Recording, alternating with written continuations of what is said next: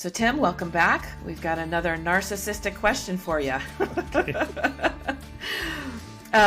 What is the role of gaslighting in narcissistic abuse, and why is it so effective in breaking down someone's reality?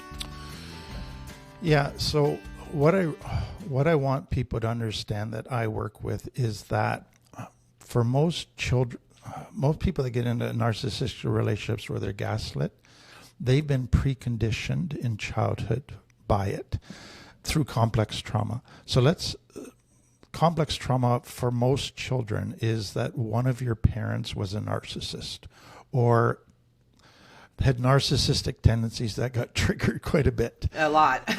And so all of a sudden, like, dad went from being this wonderful dad to, you're the reason I'm angry. You're the reason, it's all your fault. And what they're doing is they're gaslighting the children. So the children's believing dad, oh, it must be my fault. I must be a terrible person.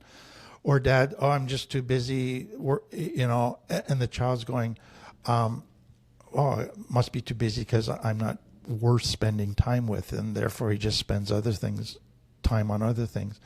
So to me, complex trauma for children, there's a subtle gaslighting process that takes place. So if I look back at my wife's experience growing up, by the time I married her, she knew what her dad thought more than what she thought. She knew her dad's emotions more than her own emotions. Wow. So she was so attuned to her dad, the narcissist, that as soon as she sensed a mood change in him, she was running around trying to fix her dad, take care of her dad.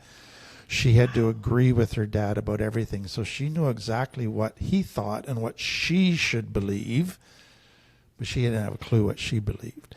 So that's a subtle gaslighting, because who is my wife anymore? Who is she? I don't know. She's just an extension of her dad. She's just a clone, a little dad.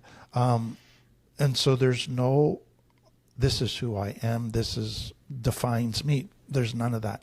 And that's what gaslighting does, is it erodes your sense of identity, your clear picture of who you are, your personality, your passions, your gifts, your thinking. That's gone. You now are just a mirror of somebody else. But what that then does is that you give that person all the power over your thinking, all that power over your behavior, because now your purpose is to keep them happy and meet their needs, not to get your needs met, not to develop your potential. You are now a maintainer of their image, their persona. And so that's the gaslighting process. It's eroding you from being human to being a slave, a servant, a clone of somebody else, so that you lose your identity. And to me, that's just tragic. So that person has been conditioned growing up, and now they come into adult relationships and they fall into the same thing. To me, what's happening as that child is subtly being gaslit is often they're getting validated for taking care of dad, for believing what dad believes, for kind of being dad's little clone. They're getting validated for that. But if they ever were authentic, if they ever stood up for themselves, then they would get punished. Then they would basically say the way to have peace and happiness in this family is to conform to what dad wants, to dad's moods. So that whole dynamic is a gaslighting process. It's causing the child to realize that my function and purpose in life is not to be a genuine me, an individual. It's to be a clone of dad. It's to be a slave of dad. It's to lose myself as an inferior to dad.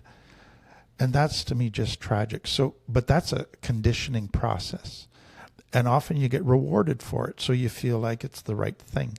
So you go into an adult relationship and you end up with a narcissist that validates you, giving up your needs, taking care of them, agreeing with them, and you go, this feels good, this feels normal, and you're back into being gaslit all over again. but you are vulnerable to it because you already have fallen into that and were trained to be that way as a child. It's our normal. It's our normal, right? Yeah. Exactly. And as you're describing this, that's why I was like, oh my gosh, when you're talking about the parents' needs and the child paying attention, and that's exactly what I did. But I had 3 of them. I had mom, dad, and my brother. My dad wasn't as intense. My dad was just one that would kind of show that side to him once in a while, but my mom was kind of a regular, and of course my brother was. So I can remember walking into a room and assessing the situation, feeling the vibe that's coming from everybody to try to decide how I'm going to respond to them. And I think for us survivors, it's our tendency is to make them feel better, because then it takes the pressure off of us. Exactly. So just kind of to take it a little bit further, what to me gaslighting does to this child is basically it removes your backbone. So you never stand up for yourself. Because if you stood up for yourself, you get punished, you get ostracized, you're the bad kid all of a sudden. So it trains you to not have a backbone. So when you get into an adult relationship and you go, I'm going to express my needs today.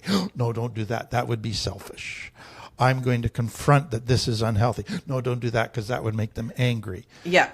So I can't stand up for myself. I can't demand respect. I let them disrespect me, and I'm afraid to stand up for myself. So gaslighting removes your backbone. And the process of rebuilding a backbone it's possible, but it is a slow process that takes a ton of work, and it only happens in baby steps.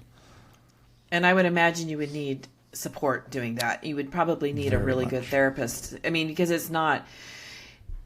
The thing about gaslighting is it comes from nowhere. Yeah. Does that make sense? Like, we're having a conversation, things are fine, and then boom, it comes out of nowhere. It's like pulling the rug out from under you. And then for me, that completely throws me off, and it's confusing. And I'm like, wait a minute, we were just having this great conversation, and now we're here? Exactly. And that's part of the reason why trying to have a conversation with a narcissist to have a logical, they just need this explained to them, doesn't work, because they're proficient at gaslighting, which is twisting reality to get you to believe a distorted reality is the truth. That's their expertise. So when you go into them with all these great arguments that you got ready to prove your point, they're twisting, distorting just a little bit, sending it back to you, and then you're getting confused. And you're going, oh, maybe I got this wrong. Maybe they're right. Oh. Yeah. And after a while you go, okay, I don't know what to think anymore. I am so confused that now it's like, what do I do? And that's why you need a therapist or solid mentors in your life that can say, you're seeing it accurately. They're twisting reality just to keep you from kind of going down that rabbit hole of it's all me again, that I'm the problem here, that I must be too stupid to see this accurately. Oh, I can remember those moments. They're so hard. Yeah. They're so hard. And I don't want to discourage the listeners, because it is a long process. So obviously my first response would be make sure you do have a safe space for yourself where you can talk to somebody, where if you can't afford therapy, have someone that is going to have your back and help you build that backbone. Yes. So again, to me, this is so important.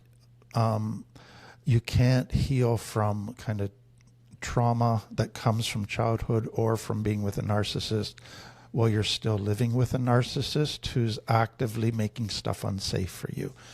You have to be able to cut out in your life a safe place where you can go and process, have support, have other people that are going to confirm the truth, and have boundaries that give you a break from the constant barrage of the gaslighting and disrespect that happens with the narcissist in the kind of the latter stages of a relationship. That safety piece is absolutely essential. If you can get totally away, fantastic. Many can't. But you can still heal to a degree if you can create a bit of safety within the relationship. Mm-hmm. Yeah, and that explains why the narcissist doesn't want you to have your family around, and they want you to themselves, is so that they can completely control you. So this safe space, so if you can't get out right away, this little safe space that they're making for themselves has to be unknown to the narcissist. Yes. It has to be something that's tough to do sometimes. I'm thinking of someone right now who's trying to get herself out of a narcissistic relationship, and he controls everything. So if she goes to the store and spends $40, he knows it. Yep. Yeah, and many will, they'll say, out of concern for you, I want to kind of track your phone. I want to have kind of your phone connected to my phone, so I know exactly kind of where you're at and what's going on. But they're stalking you. They're wanting total control so that you can never step outside of their power. So yeah, this is where, to me, it really gets kind of the nitty-gritty of, this is difficult to escape all the tentacles that they have. Mm-hmm. But it's possible, but just be prepared to keep working slowly at finding a safe place. Exactly. Okay. Well, thank you for answering that, because again, I got enlightened in my own relationships and why I did some of the things I did. Good. So thank you. Telling you, I've done some crazy stuff.